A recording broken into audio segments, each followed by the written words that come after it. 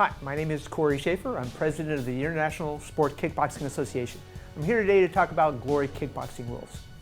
Glory kickboxing bouts are stand-up fighting action contested between fighters with similar skills and in the same weight division. Non-title fights are scheduled for 3 3-minute rounds with 1-minute rest periods, and the title fights are 5 rounds. In glory kickboxing, fighters must wrap their hands and their hands must be inspected by an official.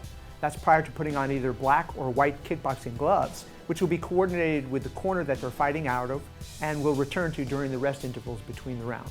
Fighters are also required to wear a mouthpiece and, of course, a groin protector. The allowable techniques are punches, including spinning back fist, kicks, and knee strikes. Bouts will result in either a knockout, where a fighter who's been knocked down cannot demonstrate that he's prepared to fight before the referee counts to 10. A technical knockout, in which case the referee must step between the fighters to protect the damaged fighter and end the fight, or it may go to a judge's decision. 3 judges will score the bout using a 10-point must system, meaning that each judge, after each round, must give one fighter 10 points and the opponent 9 points or less.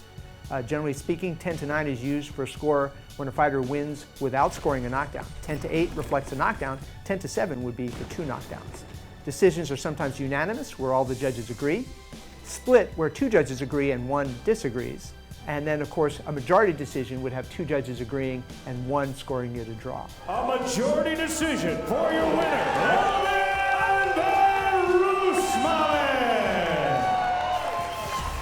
Points may also be deducted based on a fighter fouling.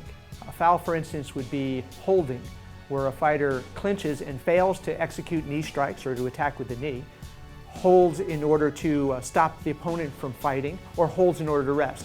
This is not acceptable. Generally speaking, the fighter would be caution warned and then penalized, but he also risks disqualification. Grabbing the leg is allowable, but they must immediately throw 1 strike, they can take 1 step, and then they must release the leg. The fighter may push or push off his opponent, but he must follow with a strike. Pushing or pushing off an opponent simply to stop him from attacking is not acceptable. That would be considered a foul. Any attempt to off-balance or down a fighter by any method other than a legal strike is also a foul. No wrestling, judo throws, foot sweeps, or leg sweeps.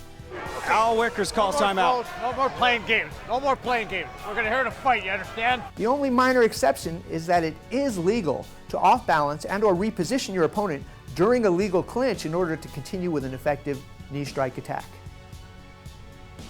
The judges will score each round based on a prioritized criteria. So points higher on the list are far more important than anything down lower on the list. Number 1 is knockdowns. A fighter who has an advantage in the number or quality of knockdowns in a round will never lose that round.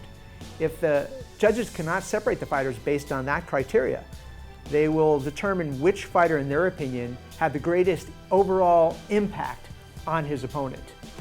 Other criteria like success with spectacular technique, success with clean scoring blows, or overall aggressiveness can be seen as a fallback position to determining who the winner of a round is when neither fighter has distinguished themselves regarding knockdowns or overall impact on the opponent. In a normal bout or a tournament final, 3 knockdowns in a single round or 4 knockdowns in the entire bout will automatically have the referee stop the bout by TKO based on the maximum knockdown rule.